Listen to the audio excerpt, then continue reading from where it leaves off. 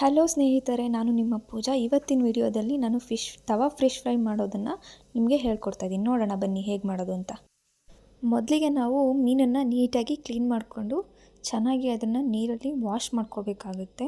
Wash ಮಾಡಿಕೊಂಡು ಸ್ವಲ್ಪ ಹೊತ್ತು ನೀರಲ್ಲಿ ಹಾಕಿ ನೀಟಾಗಿ ಅದೆಲ್ಲ ಏನು ಕೊಳೆ ಎಲ್ಲ ಇರುತ್ತೆ ಅದೆಲ್ಲ ಹೋಗೋವರೆಗೂ ನೀಟಾಗಿ ಬಿಡಬೇಕಾಗುತ್ತೆ.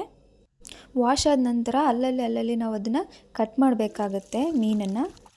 ಮೊದಲು ನಾವು ಒಂದು ಪ್ಯಾನ್ನಲ್ಲಿ ಒಂದು ನಿಂಬೆಹಣ್ಣನ್ನು ಕಟ್ ಮಾಡಿ ನೀಟಾಗಿ ಹಾಕಬೇಕಾಗತ್ತೆ. ಅದಾದಮೇಲೆ 2 ಮೊಟ್ಟೆನ ನಾವು ಹೊಡೆದು ಹಾಕಬೇಕು. ಅದಾದಮೇಲೆ ನಾವು ಸ್ವಲ್ಪ ಚಿಕನ್ ಕಬಾಬ್ ಮಸಾಲೆ ಹಾಕಬೇಕು ಒಂದು. ಆಮೇಲೆ ಸ್ವಲ್ಪ ಜಿಂಜರ್ ಗಾರ್ಲಿಕ್ ಪೇಸ್ಟ್ ಹಾಕಬೇಕು. ಜಿಂಜರ್ ಗಾರ್ಲಿಕ್ ಅಂದರೆ ಶುಂಠಿ ಬೆಳ್ಳುಳ್ಳಿ ಪೇಸ್ಟ್ ಅಂತ ನಾವು ಹೇಳ್ತೀವಿ. ಅದಾದಮೇಲೆ ನಾವು ಒಂದು ಗರಂ ಮಸಾಲೆಯನ್ನು ಹಾಕಬೇಕಾಗತ್ತೆ. ಇದರಲ್ಲಿ ಸ್ವಲ್ಪ ಸಾಲ್ಟು, ಆಮೇಲೆ ಸ್ವಲ್ಪ ಖಾರದ ಪುಡಿ ಹಾಕಿಬಿಟ್ಟು ನಾವು ನೀಟಾಗಿ ಇದನ್ನು ಮಿಕ್ಸ್ ಮಾಡ್ಕೋಬೇಕಾಗತ್ತೆ. ಎಲ್ಲ ಮಿಕ್ಸ್ ಆದ ನಂತರ ಒಂದು ಮೀನನ್ನು ಅದರಲ್ಲಿ ಹಾಕಿಬಿಟ್ಟು ನೀಟಾಗಿ ಆ ಮೀನಿಗೆ ಮಸಾಲೆ ಎಲ್ಲ ಅಂಟೋ ಹಾಗೆ ನೀಟಾಗಿ ಎಲ್ಲ ಮೀನುಗಳಿಗೂ ಕೂಡ ಮಸಾಲೆನ ಹಚ್ಬಿಟ್ಟು ಸ್ವಲ್ಪ ಹೊತ್ತು ಪಕ್ಕದಲ್ಲಿ ಇಡಬೇಕಾಗತ್ತೆ.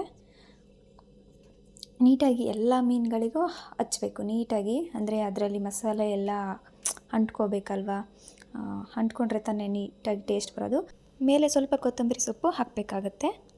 ಆದಮೇಲೆ ಒಂದು ತವ ಇಟ್ಬಿಟ್ಟು ಅದರಲ್ಲಿ ಸ್ವಲ್ಪ ಎಣ್ಣೆನ ಹಾಕಬೇಕು. ಸ್ವಲ್ಪ ಅಂದರೆ ಜಾಸ್ತಿನೇ ಎಣ್ಣೆ ಹಾಕಿದ್ರೂ ಚೆನ್ನಾಗಿರುತ್ತೆ. ಸ್ವಲ್ಪ ಎಣ್ಣೆ ಬಿಸಿಯಾಗೋವರೆಗೂ ಬಿಟ್ಬಿಟ್ಟು ಒಂದು ಮೀನನ್ನು ಎತ್ಬಿಟ್ಟು ತವ ಮೇಲೆ ಹಾಕಬೇಕು. ಅದ್ರ ಮೇಲೆ ಸ್ವಲ್ಪ ಮಸಾಲೆ ಏನು ಬಿಟ್ಕೊಂಡಿರುತ್ತೆ ಅದನ್ನೆಲ್ಲ ಹಾಕಿಬಿಟ್ಟು ಸ್ವಲ್ಪ ಆಯಿಲ್ ಕೂಡ ಅದ್ರ ಮೇಲೆ ಹಾಕಿದ್ರೆ ಚೆನ್ನಾಗಿ ನೀಟಾಗಿ ಅದು ಬೇಯುತ್ತೆ. ಚೆನ್ನಾಗಿ ಬೆಂದಿಲ್ಲ ಅಂದರೆ ಹಸಿ ಇದ್ದರೆ ತಿನ್ನೋಕೆ ಚೆನ್ನಾಗಿರಲ್ಲ. ಅದಕ್ಕೋಸ್ಕರ ಅದು ನೀಟಾಗಿ ಬೇಯೋವರೆಗೂ ವೆಯ್ಟ್ ಮಾಡಬೇಕು. ಒಂದು 5ರಿಂದ 7 ನಿಮಿಷ ಅದನ್ನು ನೀಟಾಗಿ ಬೇಯಿಸಬೇಕು. ಅದಾದಮೇಲೆ ರುಚಿಯಾದ ತವಾ ಫಿಶ್ ಫ್ರೈ ರೆಡಿಯಾಗಿದೆ.